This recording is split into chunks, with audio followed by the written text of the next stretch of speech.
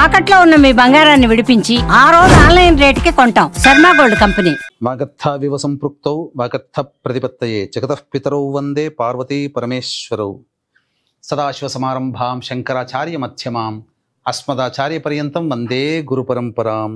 ఆదిత్యాయ చ సోమాయ మంగళాయ బుధాయ చ గురు శుక్ర శనిభ్యశ్చ రాహవే కేతవే నమః. శృంగేరి జగద్గురు పీఠాధిపతులకి కంచి పీఠాధిపతులకి నమస్కారములు తెలియచేసుకుంటూ కార్యక్రమాన్ని ప్రారంభిద్దాం. ఇక గమనించుకున్నట్లయితే మార్చి 7వ తారీఖు నుంచి 15వ తారీఖు వరకు 12 రాశుల్లో జన్మించినటువంటి వారికి ఏ విధంగా ఉండబోతుందో తెలుసుకునే ముందు గ్రహ సంచారం తెలుసుకుందాం. వృషభ రాశిలో గురువు, మిథున రాశిలో కుజుడు స్తంభించి ఉండడం, అలాగే కన్యా రాశిలో కేతువు, కుంభరాశిలో రవి శని యొక్క సంచారము, మీన రాశిలో శుక్రుడు బుధుడు రాహు యొక్క సంచారం. ఇక 12 రాశుల్లో జన్మించినటువంటి వారికి ఒక్కొక్కరికి ఒక్కొక్క రాశిలో జన్మించినటువంటి వారికి ఏ విధంగా ఉండబోతుందో తెలుసుకునే ప్రయత్నం చేద్దాం. 7వ తారీఖు నుంచి 15వ తారీఖు వరకు మార్చి నెలలో వృశ్చిక రాశిలో జన్మించినటువంటి వారికి ఏ విధంగా ఉండబోతుందో తెలుసుకునే ప్రయత్నం చేద్దాం. ప్రధానంగా ఈ వృశ్చిక రాశి వారికి గురుబలం సంపూర్ణంగా ఉంది. ఈ కారణం చేత చేపట్టినటువంటి ప్రతి పనులలో అనుకూలత సాధారణంగానే ఉంటుంది. కాబట్టి పనులు చకచకా అవుతున్నట్టుగా అనిపిస్తుంటాయి. కాబట్టి తెలివితేటలతో మీ పనులని పూర్తి చేసుకొని చాకచక్యంగా మీరు గనక ఉన్న పనులు గనక పూర్తి చేసుకోగలిగితే అన్ని విషయాల్లో మీదే విజయం అని చెప్పవచ్చు. ఇక ప్రధానంగా చూసుకున్నట్లయితే ఈ గ్రహణ ప్రభావము 14వ తారీఖు రోజున ఏర్పడుతున్నటువంటి బ్లడ్ మూన్ సంపూర్ణ చంద్రగ్రహణ ప్రభావము ఈ వృశ్చిక రాశిలో జన్మించినటువంటి వారికి ప్రధానంగా ఉద్యోగ సంబంధముగా కొన్ని ఒడిదుడుకులు వచ్చే అవకాశాలు ఉన్నాయి. అంటే కొన్ని మార్పులు చేర్పులు జరుగుతాయి. మీకు తెలియకుండానే బదిలీలలో మీ పేరు ఉండే అవకాశం గోచరం అవుతుంది. బదిలీలు జరుగుతాయి, ట్రాన్స్ఫర్స్ అవుతాయి. లేదు ఏదైనా కానీ నిరుద్యోగస్తులు ఉంటారు కదా, వాళ్ళు చేసేటువంటి ప్రయత్నాల్లో వాళ్ళు అనుకున్న దానికంటే తక్కువ స్థాయి ఉద్యోగం లభించే అవకాశాలు రావడం, తద్వారా కొంత ఇబ్బందికర పరిస్థితులు అనేటువంటి ఎదురవుతాయని చెప్పవచ్చు. ఇక ప్రధానంగా చూసుకున్నట్లయితే గృహ సంబంధమైనటువంటి విషయాల్లో కీలకమైనటువంటి నిర్ణయం తీసుకుంటారు. అమ్మకాలు కావచ్చు, కొనుగోలు కావచ్చు, ఏదైనా కానీ గృహ సంబంధముగా వాహన సంబంధముగా మార్పులు జరగబోతున్నాయి. ఇది తథ్యం. ఇక ప్రధానంగా చూసుకున్నట్లయితే రాశ్యాధిపతి కుజుడు అష్టమ రాశిలో స్తంభించి ఉండడం, ఇది కాస్త దెబ్బ. అంటే మీ యొక్క అభివృద్ధికి చూసి కానీ, లేకపోతే మీ యొక్క పనితనాన్ని చూసి కానీ ఓర్వలేని వాళ్ళు వెనక నుంచి చేసేటువంటి ద్రోహ చర్యలకి మీరు బలి అయ్యే అవకాశాలు ఎక్కువగా ఉన్నాయి. అనగా శత్రుఘోష, నరఘోష ఎక్కువగా ఉండబోతుంది. కాబట్టి జాగ్రత్తలు పాటించండి. ముఖ్యంగా ఏ వ్యాపారస్తులకి బాగుంటాయనంటే ఫుడ్కి సంబంధించి, ఎడ్యుకేషనల్ బిజినెస్, మరియు అలాగే జ్యువెలరీ బిజినెస్, కర్రీ పాయింట్స్, పండ్ల వ్యాపారస్తులు, పూజా స్టోర్స్, రెస్టారెంట్స్, హోటల్ బిజినెస్ రంగంలో ఉన్నటువంటి వాళ్ళు, గార్మెంట్స్, రెడీమేడ్ గార్మెంట్స్, అలాగే క్లాత్ ఇండస్ట్రీస్లో ఉన్నటువంటి వాళ్ళు, పత్తి ఈ సంబంధించినటువంటివి, మరియు బ్యూటీ పార్లర్లు, బొటిక్లు నడుపుకునేటువంటి వాళ్ళు, వీళ్ళకందరికీ కూడా యోగదాయకంగా ఉంటుంది.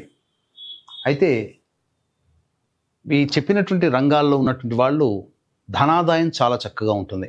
కానీ వ్యాపార విస్తరణకి మాత్రం సమయం అనుకూలంగా లేదు.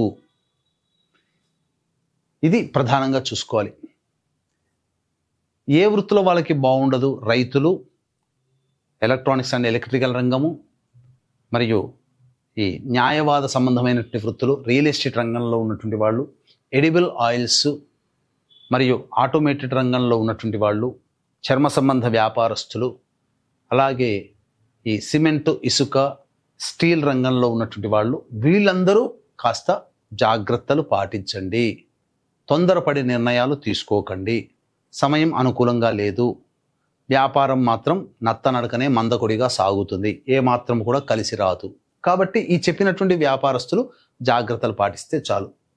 అయితే ప్రధానంగా చేస్తున్నటువంటి వృత్తి, ఉద్యోగ, వ్యాపారాలలో ఈ చంద్రగ్రహణ ప్రభావం 14వ తారీఖు రోజున ఏర్పడుతున్నటువంటి కారణం చేత మీకు తెలియకుండానే మీ యొక్క కీర్తి ప్రతిష్టలకి, మీ మంచి పేరుకి మచ్చ తెచ్చే విధంగా కొన్ని సంఘటనలు చోటు చేసుకోబోతున్నాయి.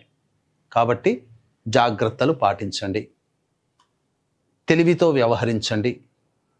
ప్రతిదాన్ని కూడాను అబ్జర్వేషన్లో ఉండి సమస్యల నుంచి వచ్చినప్పుడు బయటపడే ప్రయత్నం చేయండి. నిరుద్యోగస్తులు ప్రయత్నిస్తే తప్ప శుభ ఫలితాలు పొందలేరు. కావున జాగ్రత్తలు పాటించండి. ఇక ప్రధానంగా సంతానం కోసం ఎదురు చూసేటువంటి వ్యక్తులు చక్కగా సంతానానికి సంబంధించినటువంటి మంచి వార్త వింటారు. వివాహ సంబంధాల్లో మీకు వివాహ సంబంధాలు కుదురుతాయి, తద్వారా మంచి జరుగుతుంది. అన్ని విషయాలను చెప్పవచ్చు. ఇక ఏతవాత చెప్పొచ్చేది ఏమిటంటే, ఈ చెప్పినటువంటి విషయాల్లో మిశ్రమ ఫలితాలు అనేటివి కలుగుతాయని మనం చెప్పుకున్నాం. అయితే 7వ తారీఖు నుంచి 15వ తారీఖు వరకు రోజువారీ కార్యకలాపాలలో ఏ విధంగా ఉండబోతుందో మనం తెలుసుకుందాం.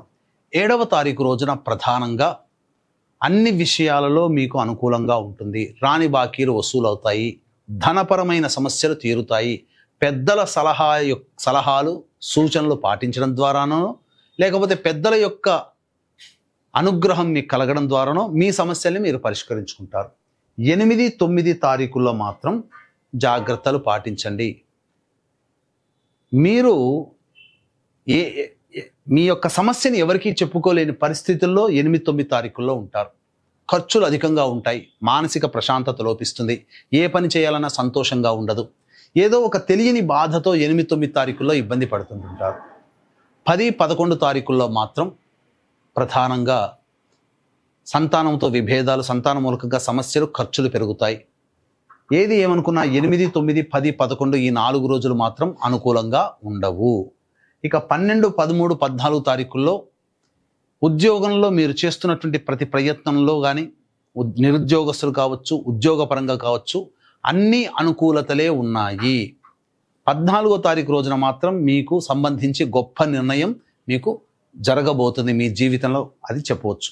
15వ తారీఖు కూడా సంపూర్ణముగా అనుకూలంగా ఉండేటువంటి సమయం. కాబట్టి ఉన్నటువంటి 7వ తారీఖు నుంచి 15వ తారీఖు వరకు 8, 9, 10, 11 ఈ 4 రోజులు గుర్తుపెట్టుకోండి. ఈ 4 రోజుల్లో సరైన నిర్ణయాలు తీసుకోకపోవడమే చాలా మంచిది. నిర్ణయాలు తీసుకోలేరు, ఇది మాత్రం గుర్తుపెట్టుకోండి.